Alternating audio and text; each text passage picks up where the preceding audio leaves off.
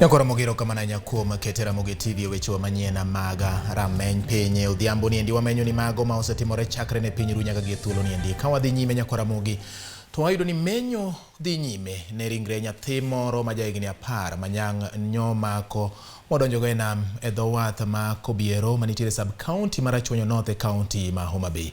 Arnold Ochieng' Onyango ma japuonjre mar grade mar 2 e sikund primar ma Lower Kamuga pok oyud ringre ne nyaka sani bang' midhiero manyo timore midhiambo manyoro. Jakom mar dho wedhe manie ward ma North Karachonyo Eric Osawa olero ni nyathino nyoromo gi masirono kanyo riko dhi luok kanyakla gi nyithindo wetene mamoko. Familia koro sane ywak ne apisas mag KWS koda mago mag Kenya Coast Guard mondo mi okonygi manyo ringre nyathigino. Kali notimore nyoro moro saa 10 mar odhiambo.